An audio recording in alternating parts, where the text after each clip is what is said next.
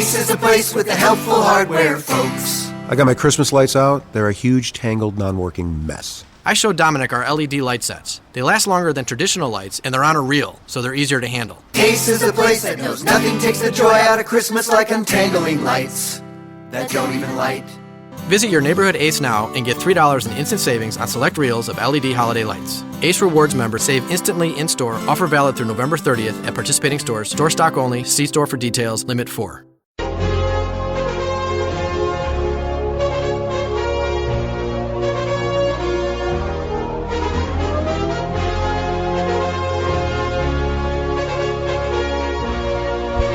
Here we are, Sydney. The final countdown. Yeah! Funny, it started for me in a different state, in a galaxy far, far away, over a year and a half ago down in the state of Florida. Dream job of a lifetime came to fruition working with you, Bernard, in January here in New York. And after nearly 2 years, everything from Little Marco to Low Energy Jeb to Crooked Hillary to all the insults back and forth, all of the issues. Bigoted Trump, racist Trump, misogynist Trump, crooked Hillary. Lacks the temperament. Blah, blah, blah. Back and forth from both sides. Both sides. We are finally here today, and I know for me, listen, I know that you sent me I'll never forget this. I was down in Florida, and you were a guest on my show before we started working together. And you said, man, Donald Trump is a godsend. And you were right. He was. He kept this cycle going for a very long time. And maybe I only speak for myself here, but I'm glad it's over. I'm sick of it. I'm sick of the divide. I'm sick of the back and forth. May the best man, or in this case, woman, win today. And let's, as Bo Dietl said at IMUS a couple of days ago, let's try to move forward together as a country, no matter who is in the White House starting in January. There is such a sense of relief among everybody today that this is finally coming to a head. We're going to make a decision at long last, after some of the horrible rancor and vitriol that's been spewed back and forth, not only between the candidates, but their surrogates and their supporters. The supporters are the worst. Out in the streets, you have people, you talk to people in the hallways and the elevators, they're rolling their eyes. Let's just get this over with. They've had enough. So today is that day. I'll tell you, too, even some of the folks that haven't been vitriolic towards me, and tons have, and I'm sure towards you, too, like on social media, I'm even sick and tired of my good buddies. All they have put up for a year and a half are memes with either Donald Trump or Hillary Clinton. Every time I go to a Facebook, timeline or a Twitter timeline, and I know who the people are, they're very consistent, it's 10,000 pictures that day of their candidate. It's enough already. It's enough. That speaks a lot about Facebook and Twitter, Well, that's true, too. You just stay the hell away from that. And, it can be a source of, a distraction for a half hour or whatever. But, yes, it's been turned into a political venue where people fight. And nothing gets resolved. And if they don't fight, you just know it's going to be up there every single day. I mean, I could tell you what Steve Malzberg has up there, or Richard Bay, for that matter, right now. Yeah. Without looking. I know. I try to stay away from that stuff myself. But I would say the issues in this campaign, they've been long overlooked. Long overlooked. I mean, we know initially what they were. I mean, Trump represented to a lesser extent, or maybe to a larger extent, Bernie Sanders. The disaffected worker movement in America, all that stuff. They're tired of the elites, the big business, the corporate media, big banks. So there is that. But otherwise, this has just evolved into name calling. Just name calling. You're a crook and you're a bigot and you don't have the temperament. Well, you don't have the energy and the stamina. And it's funny because I remember way back when talking about the disenfranchised folks and Bernie Sanders and Donald Trump. And I'll throw into the mix, this gentleman actually had a couple of weeks where he was kicking ass. And that was Ben Carson. And it was, hey, Ben Carson's a neurosurgeon. Donald Trump is a businessman. Bernie was actually a politician, but nobody knew about him in Vermont. But these three guys, really, you also had, what's her name from Hewlett Packard? Carly Fiorina. Yeah, you had all these folks, and it was like, wow, look how exciting this is. And outsiders. Right. And folks like, the guy from Texas who always gets annihilated after the first debate. Rick Perry. Yeah, he's gone early. These other folks stick around. Oops. I mean, you remember when Ben Carson had a couple of really good weeks? Yeah, of course. Yeah, I mean, he was a rock star there for a couple. Rock star. Just as was 4 years ago Herman Cain, an outsider businessman. So the outsider thing has been gaining traction, and that is what Trump represents. Regardless of what happens tonight, if Trump wins, Hillary just goes away. Oh, no question. Because she is status quo. Right, that's over. She represents the old school. Right. Plus, she's now lost 2 in a row. She loses to she lost the primary to Obama, but then she loses to Trump. It's over. She doesn't represent any particular movement. She's just there. She's, it's almost like, hey, I was the president's wife. I was a senator, and it's time to elect the first woman. And, right. But so she loses, fine, she goes away.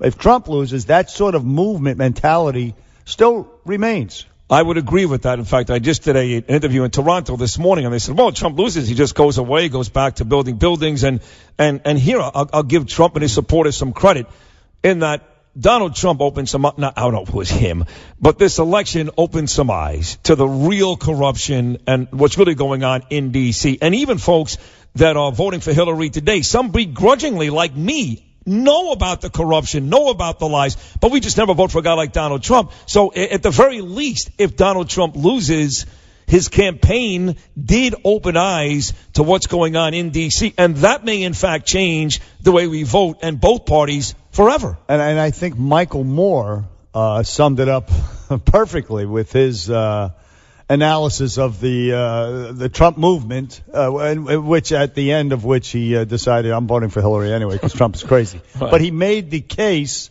for Donald Trump and his movement, again, with disaffected workers and people, in the sense that government is not working for us, and aided and abetted by the corporate media, and et cetera, et cetera. So you have that. I think that stays here. And what happens after tonight? Look, focusing on tonight, we're going to look for Florida, North Carolina on the East Coast. Right. Let's see. The polls close in Florida at 8 p.m. Right. North Carolina, I think I have it written down. Also 8 p.m., I believe, as well. I believe. Oh, here we go. Florida, actually 7 p.m. All right, that's right. We'll know by 8. They close at 7 p.m. North Carolina, 7:30. Pennsylvania, 8 o'clock. So we'll know a lot. Michigan, 8 o'clock. 8 p.m. Eastern time. So you got to figure by 8:30, 9 o'clock tonight, we know that it's over. Unless it's as close as, Florida in 2000. Right. In which case... which could happen. We have a long night ahead of us. I don't see it, but it could happen. I'd be surprised. I really would. I'd be surprised. And just FYI, Tri-State, the New York polls close at 9 p.m. But they are open now. I'm getting texts from all of our buddies, the rabid Bernie and Sid bands. Mike Sullivan, for example, who hangs out with Tony Sirico, Steve Sharip, all the boys every day, owns Brennan and Carr in Brooklyn, a great landmark. He says Breezy Point is well represented this morning. No lines.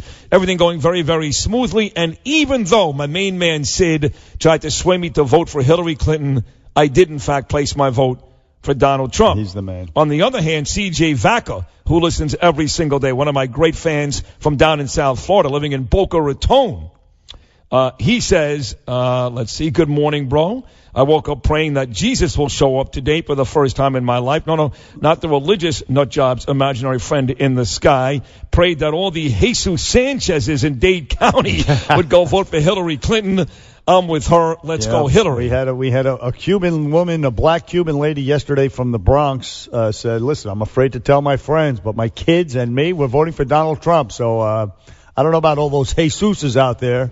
But New York, again, closes at 9 p.m. Connecticut, New Jersey, the polls close at 8 p.m. Yeah. Hillary already voted, just so you know, here in New York. And Donald Trump is about to cast his ballot here literally now any second. Hillary voted up in her wealthy white enclave of Chappaqua, New York. Lovely place. Beautiful place. Yes. So we're the woman of the people. Well, this is what it is. She's made some money. She's done well for herself. Well, you know who? It's not like you live in, last I checked, Long Beach isn't exactly the Watts section of California. No, it's actually a heavily Jewish yes, area. It is. And I don't think Chappaqua is. No. That I agree. Gillen Gross does live there, though. He's Jewish. In Chappaqua. Our former intern. There you go. That one kid. Listen. He sees Bill Clinton walking the dog, and Bill says hello. You need somebody to... I won't even finish the sentence because Because you have the freaking Hillary Clinton politically correct forces out there ready to come down and make a Nazis will stinking come joke. get you. Yes. Dana Carvey can make a joke about drunk Irish people and Jimmy Fallon, and it's all good. Right. If I attempt a joke about accounting or something like Don't that, do it. Don't do it. I'm out. Don't do it. But so yes, she's up there, and Donald Trump's going to vote here in Manhattan in a little bit. Why are our polls open till 9, but Florida's closed at 7? That seems so. They got to go. They're older. They go to bed early. That's people, what I was yeah. thinking. Yeah. They have dinner at 4:30. You kidding me? Oh. But Trump is going to vote at some synagogue, I think, by his Midtown office. But you raise a good question. What the hell is the That's so harm in weird. staying open till 9 o'clock? I mean, Right. some people don't get off of work until. Not in Florida. Nobody works. Everybody plays. Really? They're the They're all day retired. traders, cocaine dealers, and they play golf. Who works in Florida? Hey, You listen, kidding me? Trump and Hillary last night, they were, both of them, post-midnight, held rallies. Hillary down in North Carolina. And Donald Trump in Grand Rapids, Yeah. Michigan. Of course, she packed the crowds with celebrities. She didn't, and she put 33,000 people inside that arena in Philadelphia. And fooled herself into thinking that they came up to watch her, when of course they came to see Bruce Springsteen and Bon Jovi. That's true. And Lady Gaga. By the way, CJ Vaca checks in just to follow up on your Florida question before you answer that one, Bernard. Florida does have 2 time zones, don't forget. Down in South Florida, my hometown of Boca Panhandle, Raton, yeah. they close at 7. The Panhandle closes at 8. Yes, that's Trump territory, the Panhandle. Yes, baby. that's the Goyim. Yep. That's the real Goyim. The Goyim.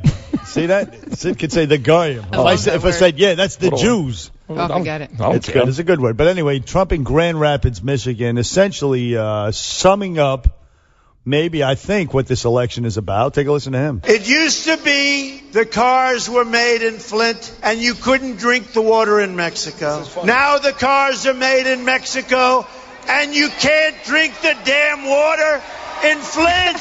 What the hell? I'm gonna That's miss funny. him, That's a good closing argument, that's a Mr. good Trump. yeah, that was So good. listen, Sid and I want to hear from people out there. The polling places, what you're thinking, any irregularities, long lines, short lines, old people, busing people in. Do you see any of that stuff? And how about this? If you could- 1-800-848-9222. Excuse me. I'm sir. sorry, if you could just be honest, because not unfortunately, but the fact is the overwhelming majority of our listeners here at this great station are Donald Trump supporters. They just are.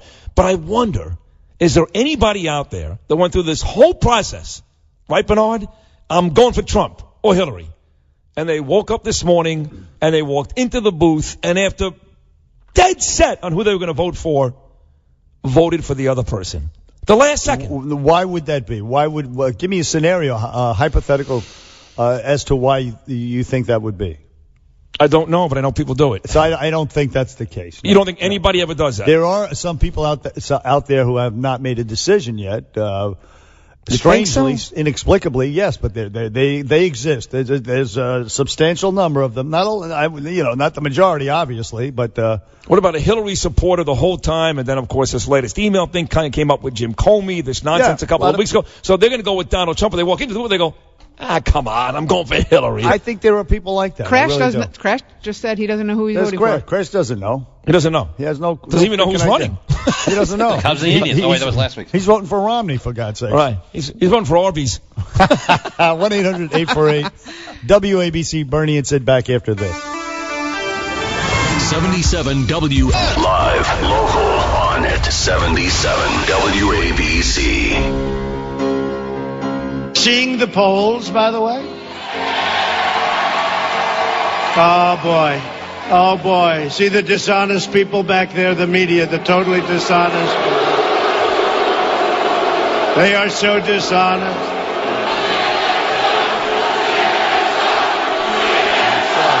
CNN They are so sucks. dishonest. CNN sucks.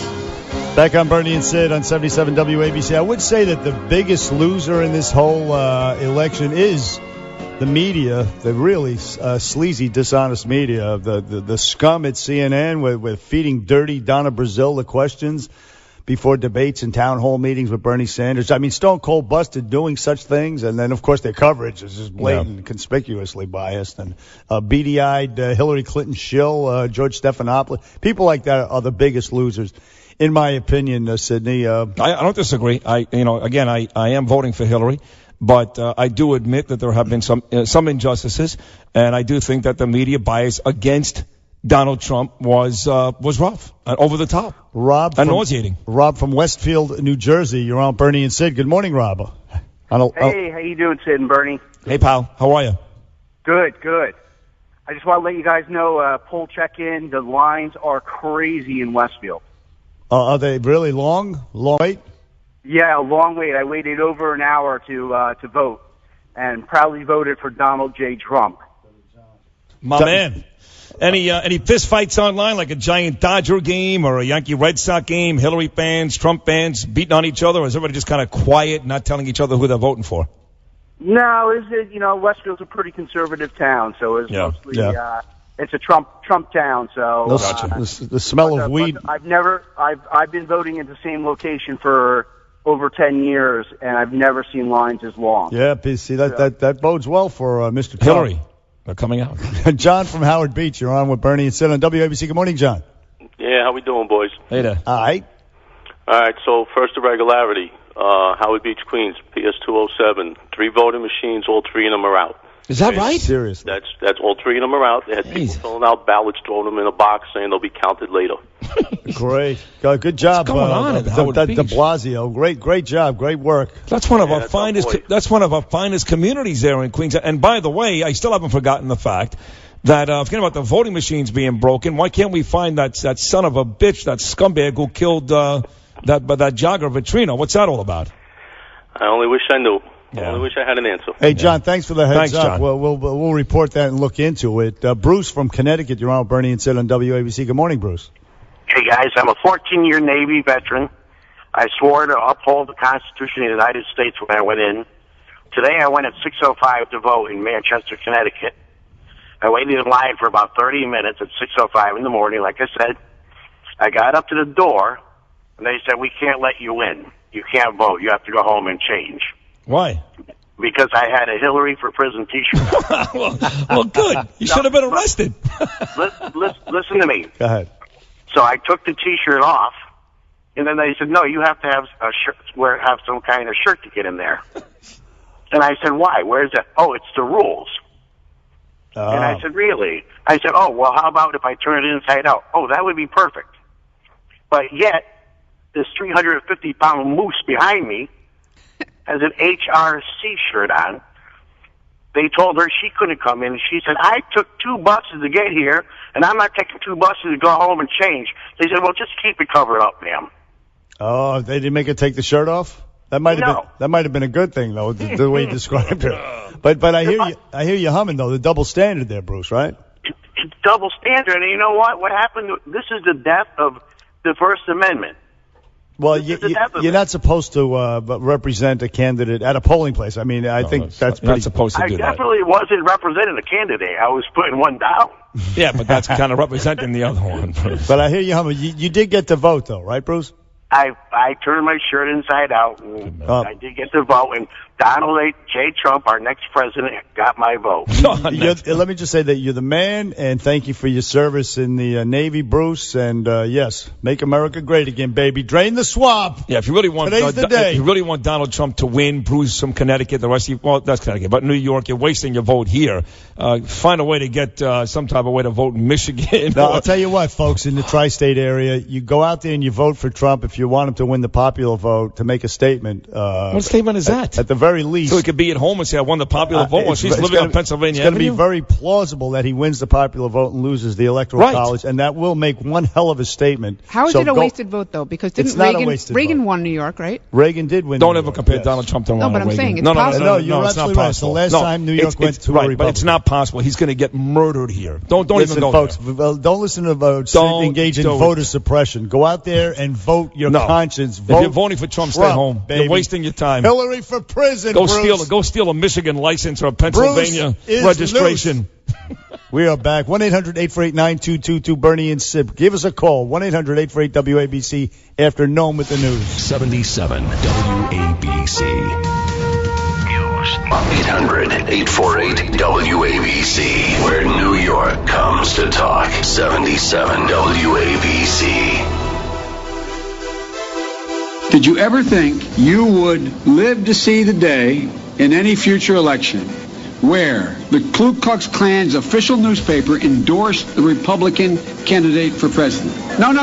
But think about what that says to the rest of the world about us. Back on the Bernie and Sid show on 77 WABC. Absolutely despicable. The day before the election. Oh, please. Trying to link Donald Trump to the KKK. Well, unbelievable. The KKK. I agree with you. It's not Donald Trump's fault that David Duke likes him. At the same time, it's not Hillary's fault that the Orlando massacre suspect's father. Thank you. Orlando Mateen's dad was in the audience. But Trump's Trump. Nobody's bringing that up yesterday, and you got this idiot, this senile fool bringing that. That is what happens to when they go low, we go high. Not with Joe Biden. The day before the election, for God's sake. Biden can't stand him. It's not with the day before the election. Biden's an a-hole. He is. But again, and I'm glad you said it just now. Not you. When I say you guys, I don't mean you, obviously, Bernard. But you guys, she invited Omar. No, she did not. Omar Mateen's dad showed up. All that was in the heat of the campaign. The day before the election, to link, and Obama did this a few days ago, linking Trump to the KKK. I mean, they must really be seeing some bad polling because that's desperation. Instead of soaring rhetoric, which is what you usually get in the closing arguments, you're getting these kinds of scurrilous, lowbrow attacks. She's even doing it last night. I saw her in North Carolina post-midnight. I was actually watching her speech. Were you really? My ears are still ringing. But yes, I was. And by the way, Huma is back. Yes, she was back last night. Yes, back last night. I told her they weren't going to get rid of her. So there's no way. She's been her number one friend for way too long. They told her, listen, it's hot. Stay out for a couple of days, and you'll be right back here when we win, and we will dance together, which they will on Tuesday night. They will dance the Jailhouse Rock at some point together. No, that's over. That's over. Not the Clinton Global Foundation is not over. Right. You keep counting on ways for her to go to, because so far it's gone really well for you between Jim Comey, the FBI, this investigation. If you haven't been, it has hurt her. You need to wake up. Well, it only hurts if she loses the election. It's been going okay. Okay, but if she wins the election, she's not going to prison. She has proven time and time again she's got more power than the Department of Justice and the FBI, than anybody. So if she wins tonight, she's not going to be impeached and or go to prison in 6 months. It's enough with that. She's still guilty. James Comey said so himself back in July. I'm not saying she wasn't. We'll see about the Clinton Global Foundation. I mean, they paid for Chelsea Clinton's college. Nothing's going to happen. For God's sake. Nothing's going to happen. Really disgusting. Okay. To cash in on a charity. Now, Anthony Weiner, apparently is in rehab. I don't know if you saw that picture of him riding a horse over the weekend. I mean, first of all, sex rehab is a joke. They call it equine therapy, but you're gonna have to power wash each saddle after one of these pervs that sits on uses it. It's riding disgusting. A horse. He sat in our seat. He sat in our seats not that long ago here in this studio too. It sat in your seat. I know he did. By the way, the horse actually quit the ranch. Or said, I ain't doing this anymore. But look, hey, Lori is hanging on from Long Island. Lori? Good morning, Lori. You're on with Bernie and Sid. Good morning, Lori. Hi. Hey, Sid, I just want to tell you how much I appreciate you these last few months, made it possible to listen in. I really love your upbeat attitude, sense of humor, honesty, willing to say good and bad on both sides. So, besides which, you have a really great voice for radio. So thank you. You're welcome. Thank you.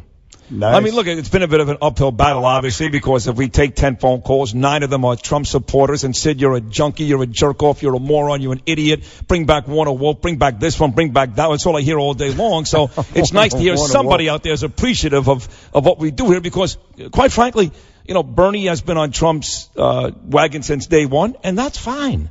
And he makes a lot of great points why Donald should be president and Hillary shouldn't. Either way, it doesn't matter to me. I love Bernard. I respect him. He's entitled to his opinion.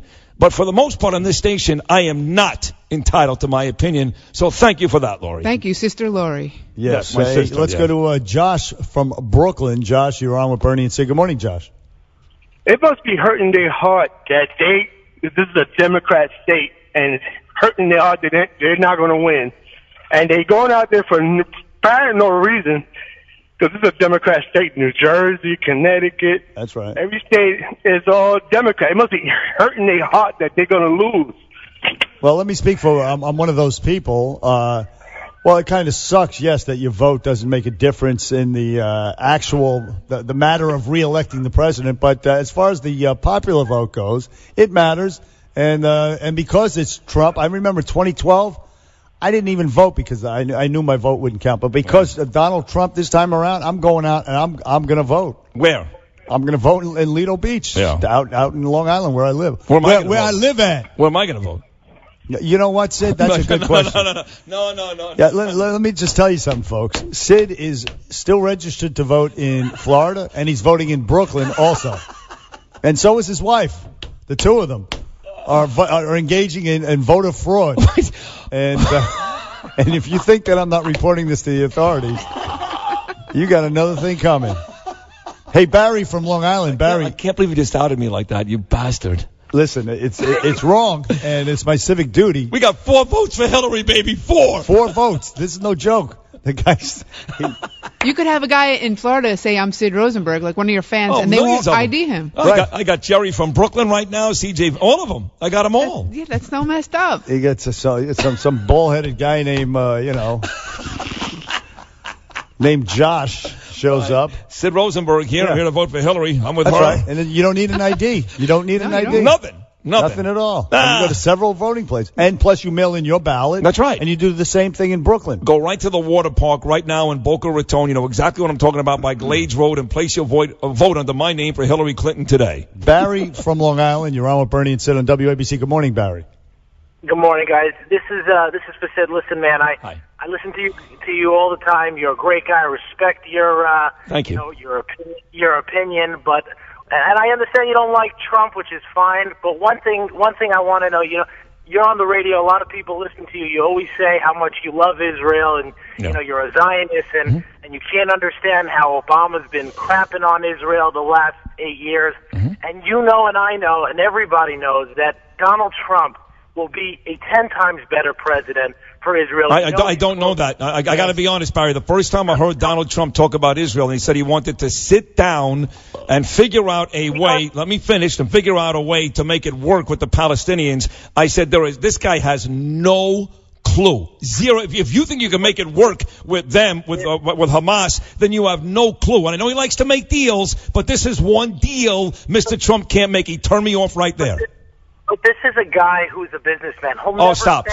What do I care? Can I weigh in? No, but he's a guy. He's not a guy who's going to say, no, I'm not listening to them. He's going to talk with them, but he knows who the rightful people are in that area. Okay, well, listen, Barry, if you believe that and Bernard believes that's great. I don't. I have something else to add. I absolutely believe it, and I just think that a guy like you who's on the radio representing a lot of, with a name like Rosenberg, and people listen, and you're a Zionist who loves Israel, if you don't want to do it for America, at least do it Barry, for I just told you the reason why, okay? Because you can't convince me that Donald Trump is pro-Israel when he says for the 1,000th time he's going to sit down and try to make a deal with the Palestinians. He's done with me. It's over. I know my last name. I know I'm Jewish. I'm very proud of it. He lost me right there. That's it. Listen, she wants to make a deal with the Palestinians. Guaranteed she does. No, she doesn't. He thinks he can bring his negotiating style. Hold on a second. You're wrong. He is You're wrong more because Bernie Sanders. Let me just say hold this. on. Bernie Sanders said the same thing Donald Trump did. No, because you're wrong. Because Bernie Sanders said the same. What I want to say yet. Bernie Sanders said the same thing Donald Trump said at the debate I was at in Brooklyn, and she said we're not making deals with them. So don't tell me that she's going to do the same thing. Here's the thing: the boycott Israel forces. They're voting for Hillary Clinton. The boycott Israel forces of the George Soros, who she takes money from. The people who hate Israel, who want to boycott Israel because they're an apartheid state, they're voting for Hillary, and it's not for nothing. Okay, got to tell you something. You happen to be right. But if you don't think overwhelmingly the Jews will vote for Hillary, I got news for you, Barry, then you're an idiot. An idiot. Because Jews, by the way, are Democrats anyway. She will get the Jewish vote in overwhelming fashion. Inexplicably. Ray from Hopewell Junction, you're on with Bernie and Sid on WABC. Good morning, Ray. Good morning.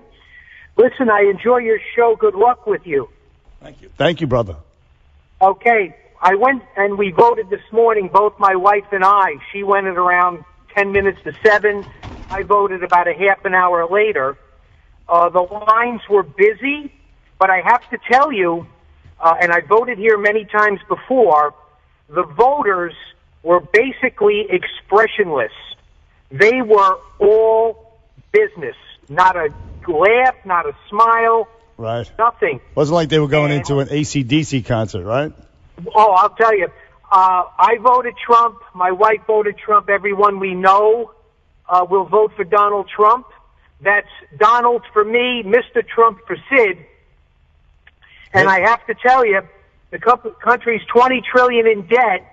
I think we, as a nation, should try something new. So I wish Mr. Trump well. I mean, we need to try something new. And I think Donald, you could say what he wants or say what you want about him. I think he offers the nation the best chance to move forward. He puts America and Americans first. There's a reason why reason why the Clintons named it the Clinton Global Foundation and not the Clinton American Foundation, because they believe that we're all one big village here. That's what they think. That's their idea. Open borders and all of that stuff. Well, not Mr. Trump, and I'm with you. We got to flip the tables and get rid of these elitists who care about themselves and themselves only. Ray, thank you for the phone call. 1-800-848-9222. Bernie and Sid back after this. 77 WABC. Traffic and Transit. This election will decide whether we're ruled by a corrupt political class or whether we are ruled by yourselves, the people. Oh, we're going to have a great victory tomorrow, folks. They have no idea. This is considered the history of this country, the greatest movement. Nobody's ever seen anything like this, folks. Well, we'll see. That tomorrow is now today. Welcome back, hour number 2, the Bernie and Sid show here on 77 WABC. Donald Trump speaking last night. Donald Trump, by the way, voting literally moments ago by his own home in New York City. Hour number 1, great job by the callers. We're going to get to a ton of you in hour number 2 as well, but we do have some guests stopping by with the election here today and tonight. Bernard, we start with a guy that you know from Fox. He's not on the line. He's yet. not here. But to your comment that Trump just voted, Noam reported that a couple of women disrupted the process, the operation. They took off their shirts. Yeah. And caused a delay. So they did. I would say, though, I did watch Hillary walk into her polling. Couple of boobs. Yeah, a couple of hoops. Her place in Chappaqua this morning in her hometown, and she was beaming, smiling. They were applauding.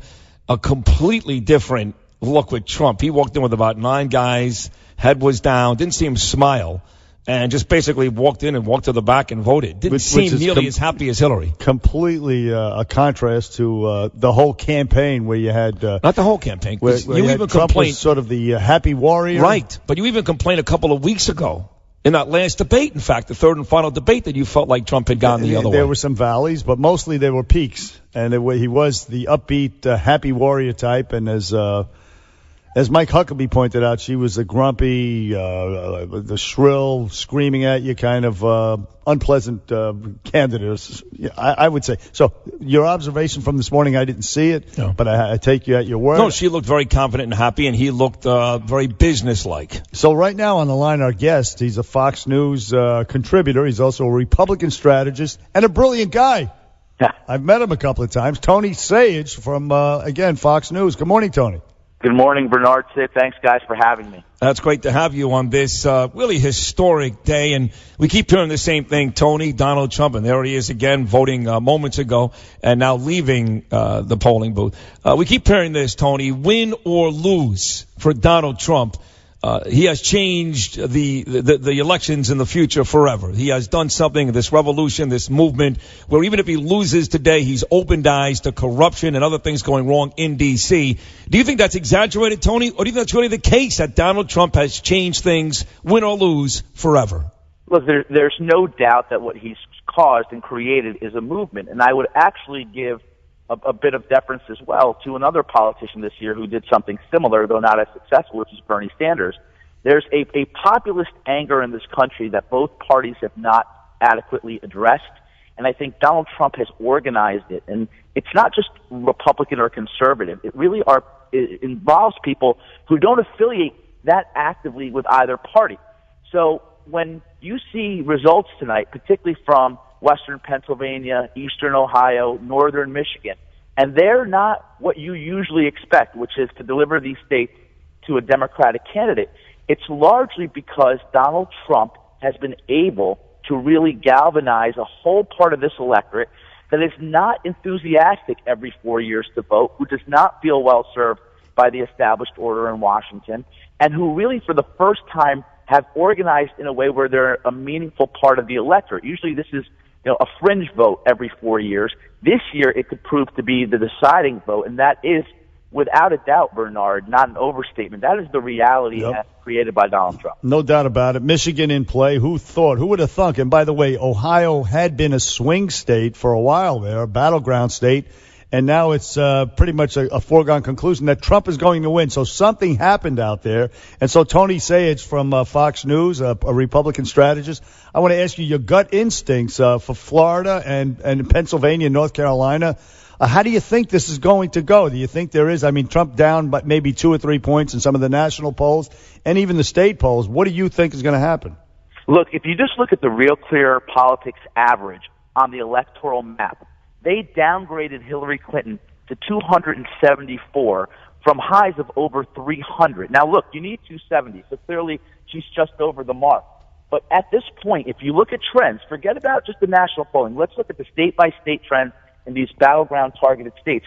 It's all favoring Trump. The early vote in Florida, North Carolina, Iowa, Michigan. Bernard, you point to Ohio, which is perennially the bellwether, which is the state that everybody always focused on. Trump is up by 6 points, well outside the margin of error. So he's rolling into tonight on the right trajectory. She holds, no doubt, a slight advantage when you look at the national numbers. She's improving significantly in a state, for example, like Nevada and Wisconsin, which at one point were at play for Donald Trump. Yeah. But when you take in Michigan, Pennsylvania, and Colorado, these are the 3 states that Trump has to pick up at least one that could put him over 270. Well, he won't win if he doesn't do that. But again, it doesn't look like he's. See, what's funny, Tony, about this whole thing is, and I'm a big fan of yours too. You're a brilliant guy. You know this stuff as much as anybody. Here you are telling us his trajectory looks good. He can do this, and yet everything else I read and look at says he's stuck. His best case scenario is 259. That's his best case scenario. If he gets Florida, which is still up there, maybe steals one of those states, gets North Carolina, that his path to 270 really realistically is almost impossible. So how is it that I've got Tony here telling me that he's looking pretty good, and every place else they go 259 is as good as it's going to get? You know, Sid, I think what you just described was probably very accurate 2 or 3 weeks ago. I don't think even the smart folks who I'm very friendly with and collegial with, frankly, some from my side of the aisle, have really gotten it yet.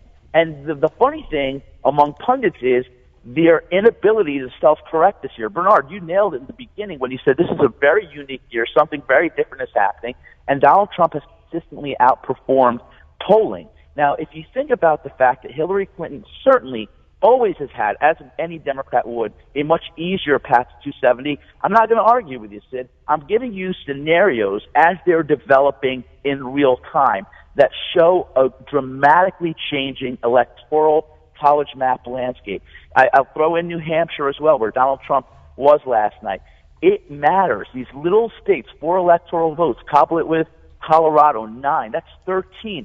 This is how he's going to get there. There's no doubt that if Hillary Clinton holds that great blue wall, maintains Pennsylvania and Michigan, look, he hits a roadblock, no doubt. But when you're seeing the numbers shifting so dramatically, just yesterday, for example, Sid, polls out of Pennsylvania and Michigan show Trump actually getting ahead of Clinton. Now, granted, within the margin, let's be fair.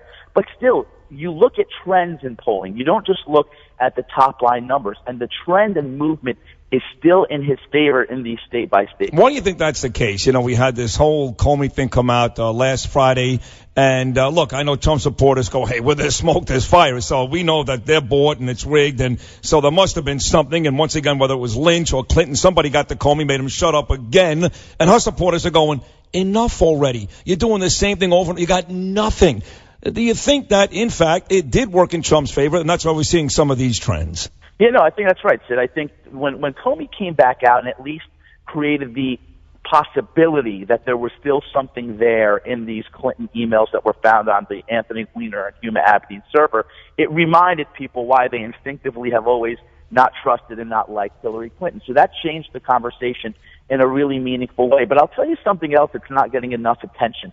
is when the Obamacare premium hike started to become news about 2 weeks ago, we started seeing what we call the generic ballot, which is generic Republican versus generic Democrat, significantly improve. And by the way, I actually think that's what started the possibility and probably reality that Republicans will maintain the U.S. Senate is the Obamacare story. You combine that with what Comey did, I do think it changed the attitude, the mood electorally toward Republicans. But look, there's no doubt that if she maintains what she's supposed to as a Democrat, she can get to 300 electoral votes. That's a very likely scenario. I'm suggesting, though, that especially in these closing hours, Trump's map has begun to improve dramatically, and whether or not it's enough and there's enough time for it to manifest into a win tonight, obviously we'll know in a few hours. Yes, as you point out, Tony Sage, Fox News contributor, Republican strategist, the Obamacare implosion devastating the middle class, no doubt having an effect. But I want to ask you, Tony, the so-called Brexit factor, the silent support, people not represented in the polls that we see. Can we factor in 2 or 3 points or 4 points for Trump? Is that an issue? Is that something that's real, or is it wishful thinking on my part? No, you know what, Bernard? 3 weeks ago, it wasn't real. When Donald Trump in national polling was down 7, 8 points, no amount of undervote or silent vote was going to make up that ground. I always believed that if you got this election nationally within 3 to 5 points, you can have a Brexit-style turnout where you're not calculating two categories of people in these polls. Number one, the closet Trump voter. They don't want to be called a bigot. They don't want to be called a racist. They don't want to be looked down upon in their society and community. So they're not talking about voting for Trump. But the bigger part is the new voter who's coming out specifically to vote for Donald Trump that frankly, and again, a lot of these pollsters are my good friends, but they're not calibrating their polling for that. The third part, I think, of the polling that's really going to be interesting is a lot of people are suggesting that Hillary can get an Obama-style turnout among the Obama coalition, African Americans, millennials, Hispanics. She's getting it on Hispanics actually even more than Obama, but significantly below performance targets among African Americans and millennials. That is a big problem for her because if they're overrepresented in these polls, that's a difference of 2 to 3 points, right? Tony, on the way out, I did an interview this morning in Toronto. Believe it or not, they love this stuff. And I know a couple of weeks ago it was proven that Hillary Clinton, her campaign, was paying folks to go rebel rousers, basically start a bunch of violence and mess up a bunch of stuff at the Trump rallies. But I got to tell you, the morning host in Toronto, Tony, asked me this morning, and this is what the people outside this country think about this race. He said, let me ask you a question. If Trump loses, is there going to be violence? Are there going to be issues? Or his supporters are going to go crazy and start going berserk because they're so angry? Because outside this country, that's what the consensus is that the Trump supporters are angry, they're pissed off, they've had enough of this, of what's going on in America, and that they may, in fact, cause some issues if Donald loses tonight. Is that completely insane? I don't think that's going to happen. The same thing was said and manufactured, frankly, about the Tea Party back when they had their heyday in 2010 to about 2012. Suggesting that they were rebel-rousing, creating some sort of violence and, bigoted actions at some of their rallies. It was all proven to be wrong. A lot of it are dirty tricks. And look, maybe I have a higher threshold for dirty tricks having grown up in New York and New Jersey politics and understanding that it's kind of par for the course. But I'm really not that concerned about this country healing at least enough to have an orderly transition. People, you're right, Sid, people have emotionally invested themselves in this election more than almost any I've seen. The outcome certainly is going to upset half of this country, whatever it may be. But, I maybe it's the optimist in me. I know you guys were talking about the happy warrior before. That's kind of how I would classify myself. I do think we prevail, but I do also think you're going to have, regardless, again, real soul-searching to do with how this government serves people if Donald Trump does not ultimately prevail and create the populist movement as part of the governing coalition. Yeah, that movement does not go away. Tony Sage, Sayegh, by the way. Tony Sage, political analyst, Fox News contributor, smart guy, great guy. Job. Great Tony, job. Thank you very much for appearing on the Bernie and Sid show. Oh, my pleasure, guys. Thanks for having me. You were great. Thank you, Tony. Thank you so much. All right, man. Thanks. Hey, Sid, let's go quickly to Jerry. We're going to go to Jerry. Jerry from New York City. Jerry, you are on with Bernie and Sid. Good morning, Jerry. Good morning, gentlemen. Mr. McGurk, this is the Colonel. Hey, Whiff. My I boy. actually called you. And Yeah, this is how are you, my Marine Corps friend, Colonel Jerry Wiffler. Cool. Who is, and thank you for your service, by the way, Colonel Wiffler. But he's a good guy, Jerry. So he's a very politically attuned dude, tough guy. And what's up, Jerry? Hello. Hey, good morning, Sid. Hi, Jerry. How are What's you? up, Whiff? Nice to meet you. We call him Whiff. All right, Whiff. Good morning, pal. Good. Hey, a couple things. First of all, as long as we're going down memory lane, if you remember, Sid, you did meet me. I had the color guard at your fight. Oh, yes, that I did meet. You got to, and you'll know this, Whiff, as well as anybody. A lot of stuff of that morning remains very, very blurry. Well, you know what? I didn't want to bring up a bad memory for you. But, I always tell folks when they go to a boxing match, I go, just see the beating that guy's taking in the ring 11 o'clock at night in Vegas. Imagine taking that beating at 8:30 in the morning at Chelsea Piers. Yeah. Hey, it was fun dishing it out. I got to tell you. Thank you, Whiff. That was a good lot of fun. Hey, but you know what? Follow up on Tony just to get a little bit analysis. He made a couple of good points, but one thing that you should bring out is Trump was not the first. Is the most recent one, but I would say if you're a little older, the first populist message really was Pat Buchanan's run in '92, and Trump borrowed a lot of the ideas that Buchanan first brought out, but obviously Buchanan was much more of a fringe candidate, as most people thought Trump would have been. Yes. Sure. Well, the whole idea of putting America and Americans first is that was a Pat Buchanan thing, and Pat Buchanan was more overtly protectionist, which is okay, which is fine. But some people say it could be economically crippling to the country. But if you do it in a smart way, as Trump says he would, it could work. But yes, Pat Buchanan did raise that, and he gained some traction back then in '92 and again in '96. That's exactly right. So as far as that goes, I'm not going to. I'm going to stand and not. I think Bernie. I think you know where I stand, but I'm not going to say it out loud. But Sid, you were you, as an old-time Imus person, right? Right. What is the maxim on any kind of a contest? What is the one thing that Imus always encourages us to look for? Well, you got me. I don't know. What's the answer? What's the easy answer on that one? We always look for whatever answer will cause the most pain and frustration. That's a great answer. Yes. Yeah. That is the I-Man. That's right. That is exactly right. On the I-Man, right. I would posit that a Trump win would have far more heads exploding. Oh, I totally agree. Totally agree. And therefore, that's the way the Imus would probably root. Yes, it would be a lot more fun, a lot more wild, unpredictable. It would be, and a sports analogy would be like, as every Met fan, what's the best thing for a Met fan is a Met win, correct? Or maybe a Yankee loss. Believe it or not. You're reading my mind, my brother. Yeah. The second best thing is a Yankee loss. Yeah. You're right. Excellent. This would be the biggest Yankee loss ever. You see, if Hillary lost this thing, Jerry, you're trying to sway my boy Sid, but I don't think it's going to work. But no, I'm not. I'm just laying it out. I respect Sid. You make a good case, though. Yes, you do, Jerry. It's great to see and talk to you again, and keep in touch with us. Call us more often. Oh, absolutely. Semper Fi, Jerry. Semper Fi. Colonel well, I won't give his last name, Bob. On Bernie and Sid, 1-800-848-9222. Back after this. 77 WABC.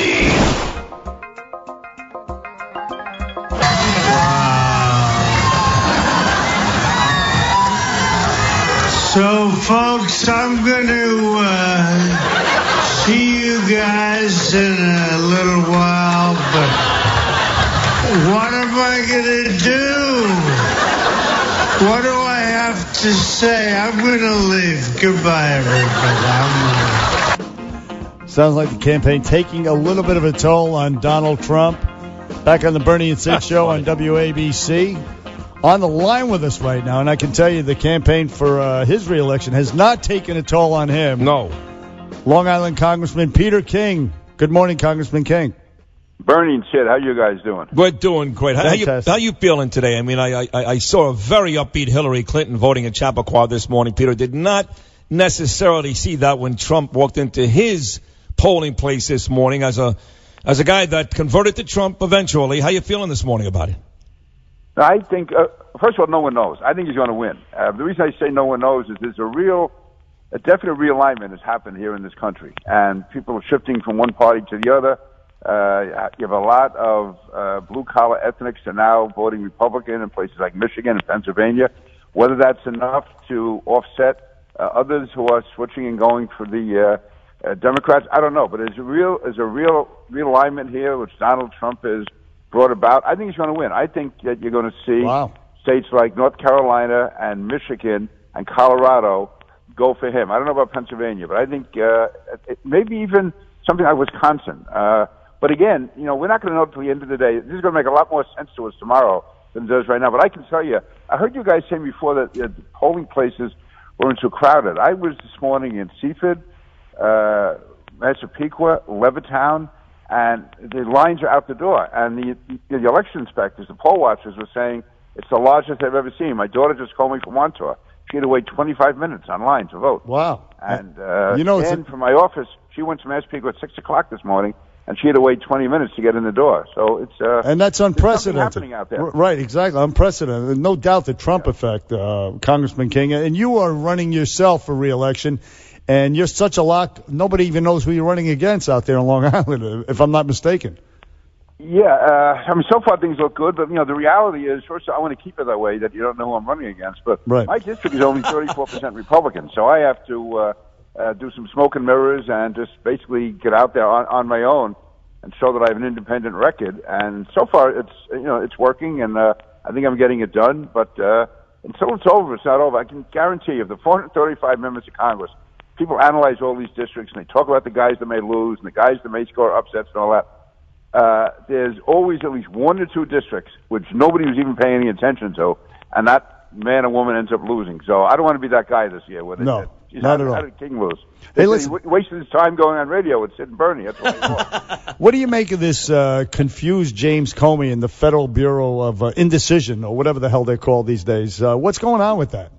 Yeah, I've really been disappointed. I mean, I understand why he did it Friday, 10 days ago, whenever it was, because he'd already gone out front saying that he was not going to recommend prosecution of Hillary, which is unprecedented for the FBI director to do that. And that was the last word that was out there. So when he got the new evidence, he had to say something. But then to say it and then 9 days later say that even though there were 600,000 emails, there's nothing incriminating there, that's not the image you want from the FBI director. I mean, I don't think he should have said anything. Going back to July, I think he should have had his findings, given them to the Attorney General, and let her decide. She probably would have decided not to prosecute. But then to go public, that's not the FBI director's job. And also the reasons he gave, I mean, he basically laid out an indictment of Hillary Clinton, and at the end says, but we shouldn't prosecute her. Then after apparently they've been told that all of Umar Abedin's devices had been turned over to the FBI, they find out that she was sharing one with Anthony Weiner, which had over 600,000 emails on it. And your friend Anthony Weiner. They were mortal enemies. And Comey said in his statement, he said, we have no reason to change any of the conclusions that we reached back in July. Well, those conclusions were that there were classified emails on that Hillary had on the private server. So if that's consistent, that means Anthony Weiner had access to them, and God knows what he was doing. So I don't think this case is over yet. I mean, it's over as far as this election. It's probably over as far as Hillary Clinton, but as far as Umar Abedin and Anthony Weiner, and also the investigation of the Clinton Foundation, all of that is still out there. But it's right now Comey, as the FBI director, you have to be in that position where when you say something, that's it. It's like the Pope, ex cathedra. You speak, that's it. It's over. You can't then be giving a definite opinion and then changing it a week later, and then a week later after that. Well, I think they want something juicy, right? It's not as simple as, well, he changed his mind, he wasn't sure, he didn't know what to do. I think the folks are looking for something juicy, like a definite tie between Loretta Lynch and Bill Clinton. He was on the tarmac, as you know, Peter, a couple of months ago, and right. they want some juice, like somebody's making Comey do this, and he's got a whole bunch of stuff, and he can drop the hammer at any time, and every time he's ready to drop the hammer, somebody who's bought for, whether it's Lynch or somebody else, they make sure he doesn't do it. Yeah, I don't see that. I think though that he did. Again, he didn't handle this the right way, and I've had respect for Jim Comey in the past. But no, I don't see any arch conspiracy here. But the Clinton, you don't, okay? After him, no, I don't. But I do think that there was a certain amount of pressure which was brought on the FBI overall. Like, for instance, when he came out on that Friday and said there was new information, I mean, I was surprised how strongly and personally the Clintons went after him. And even the President of the United States was actually the chief law enforcement officer, for him to say that it was, in effect, said it was handled the wrong way, that sends a subtle pressure, not in the conspiratorial way, not in the secret way, but the pressure on Comey, I think, was tremendous to get this done. I don't think he intended to release the final findings before Election Day, but that's the position he put himself in. It's, again, you have to be more stable than that. Either way, today, Congressman King, we seek justice at the ballot box is what we do. And let me ask you about the bigger picture. In this campaign, this overall presidential campaign, the biggest loser, in my estimation, will be the media, the conspicuously, disgustingly dishonest media, the scum at CNN. I know you don't want to engage in that type of language that I just used, so you can distance yourself from it. But Dirty Donna Brazile feeding questions from CNN to the Hillary campaign. I mean, what's your assessment of all of that? Yeah, I do a lot of media, and here's what bothers me with reporters, is that somehow they think they can give it out, they can criticize, they can be very smug, and sit on television and criticize this guy or that woman and be very cynical about it. And then you go back with them, and suddenly you're against the First Amendment, you're against freedom of speech, you're generating hatred. I mean, I think it's great when Donald Trump is at the podium and he singles out reporters. Let them take some of the heat that we do.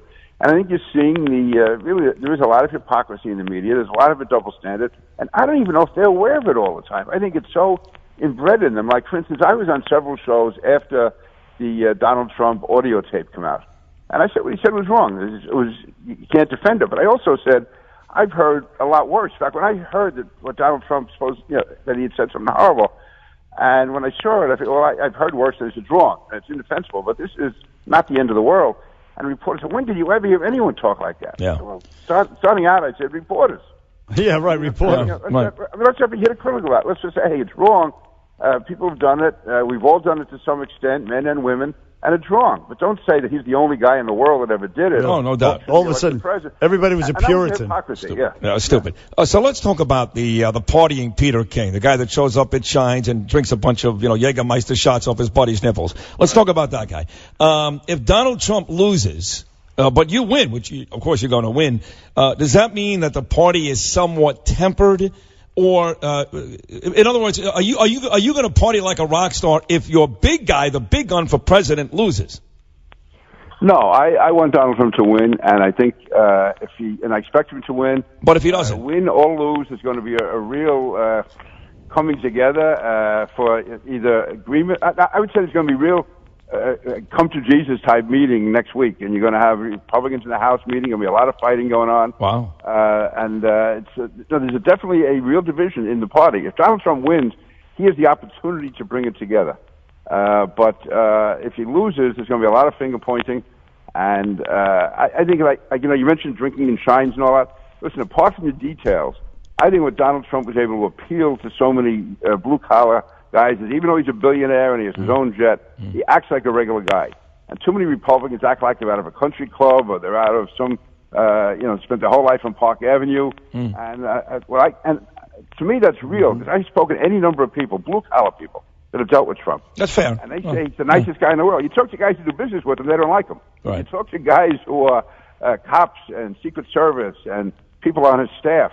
They love being with him. He's he's not the screamer and yeller he screams and yells at people at his own level, but as far as dealing with regular day-to-day people, he's for real. And I think too many Republicans have given that aloof, snobbish country club attitude. So that has to change also. Great point. Now, that's a great point. And if Hillary Clinton wins, Congressman King, Republicans will probably hold the Congress. Are we looking at a paralyzed government? Are we looking at investigations of Hillary Clinton, possibly impeachment, anything like that if Hillary wins? Yeah, I think there's bound to be investigations, and I'm not that happy about that. I mean, to me, we are Americans. We have to have a president, and you need some stability, because while we're fighting and investigating, Putin could be moving against us, or ISIS could be moving against us, or China could be building another island, and Al-Qaeda could be making moves. So we have to temper what we do here. But again, that's part of the position that Hillary is put ourselves in with all this. But wouldn't you agree, Peter? You're talking about how the Republicans have to come together, they come to Jesus. It's like a civil war inside that group. You would agree that it's not just Obama. It's been like 20 years. It's basically been gridlock in Washington, D.C. Would you not agree that the one place where Hillary, I think, is a little better than Donald Trump at is that when Hillary does try to sit with Republicans and Democrats, she does do a decent job with both, no? You know that. Yeah. Yeah, no, when she was senator, she was good to work with. And I've always said that. Even at the heat of the campaign, I said she was good to work with. Unfortunately, though, I was mostly behind the scenes, and she is good behind the scenes. A public persona getting in trouble on these dopey things. And I say, like, there's no reason for that. These are all self-inflicted wounds. That is going to hurt her publicly, and so that's going to put political pressure on Republicans to investigate. And maybe in some cases they should. I just wish we weren't in that position. Now, here's the other side. Let me give you the thing with Donald Trump, though. He's really not that ideological. And, the art of the deal. I could see Donald Trump and Paul Ryan and Chuck Schumer, even whether Chuck is majority or minority leader, being able to put together some coalition on issues like infrastructure spending, getting the deal done. Chuck prides himself on being a deal maker. Trump thinks he's the greatest deal maker. And Paul Ryan likes to be the reasonable man. You put the three of them in a room and have Mitch McConnell there, too. I think you may see some progress, and some people may think that Donald is not being ideological enough, but I think that's why he could be able to make some deals. Well, Hillary Clinton is going to be tied to Bernie Sanders and Elizabeth Warren.